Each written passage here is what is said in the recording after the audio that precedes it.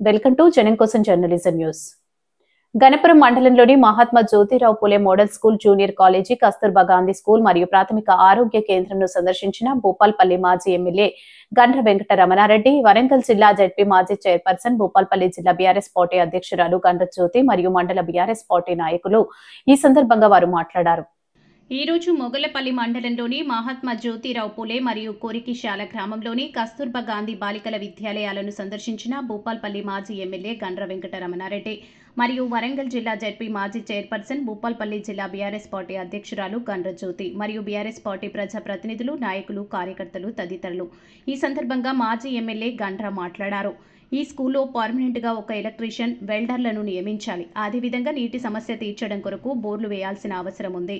Current తరచుపోతున్న కారణంగా solar lights మరియు solar water heaters ఏర్పాటు చేయాలని ఈ సందర్భంగా జిల్లా కలెక్టర్ని కోరారు. జిల్లా కలెక్టర్ ఈ సమస్యలు త్వరితగతిన పూర్తి చేయాలని ఈ సందర్భంగా డిమాండ్ చేశారు. అనంతరం గండ్ర జ్యోతి బాలికలకు అత్యవసరమైన నాప్కిన్ స్టాండ్ అందజేశారు.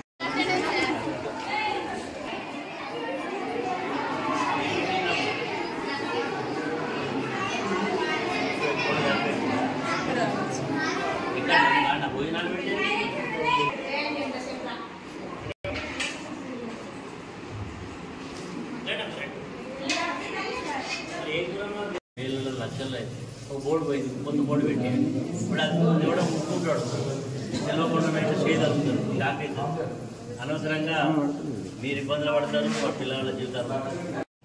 పిల్లలకు సరిపోయినటువంటి భోజనం ఇవ్వడం లేదు. కర్రీస్ కూడా ఈరోజు ఏ మెనూ అయితే ఇవ్వాలో ఆ మెనూ ప్రకారం ఇవ్వకుండా ఏదో జస్ట్ నామినల్గా ఇంతంత పప్పు, ఇంతంత ఉల్లిగడ్డలతో పులుసులాగా పెట్టిస్తూ ఉన్నారు. దానివల్ల పిల్లలు చాలా తక్కువ కూర కలుపుకొని తినాల్సిన పరిస్థితి ఉంది, లేని వాళ్ళు పడేయాల్సిన పరిస్థితి ఉంది. కాబట్టి ఈరోజు ఇక్కడ ఫుడ్ విషయంలో మరి సరిగ్గా పెడతలేరని కనబడుతుంది. వెజిటేబుల్స్ కూడా సరిగ్గా లేవు. ఈరోజు రావాల్సినటువంటి కూరగాయలు కూడా సప్లై చేయలేదు. ఇచ్చేటువంటి పెరుగు కూడా చాలా తక్కువ క్వాంటిటీ ఇస్తూ ఉన్నారు.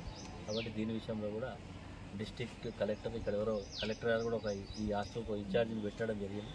కానీ వారు కూడా ఏదో వచ్చి చూసిపోయినాం అనేది కాకుండా ఇక్కడ భోజనం ఎట్లుంది, ఇక్కడ వసతులు ఎట్లున్నాయి, పిల్లలకి ఎడ్యుకేషన్ ఎట్లా ఉంది, ఇవన్నీ కూడా చూడాల్సిన బాధ్యత ఉంటుంది. ఈ రెండు కూడా మరి కనబడ్డటువంటి లోపాలను మేము ప్రభుత్వం దృష్టికి తీసుకెళ్తా ఉన్నాం. ఎందుకంటే ఇప్పటికే ప్రభుత్వం ఇంత డబ్బు ఖర్చు పెట్టినా సరి అయినటువంటి పర్యవేక్షణ లేకపోవడం వల్ల విద్యార్థులు రోడ్డు ఎక్కాల్సిన పరిస్థితి ఉన్నది.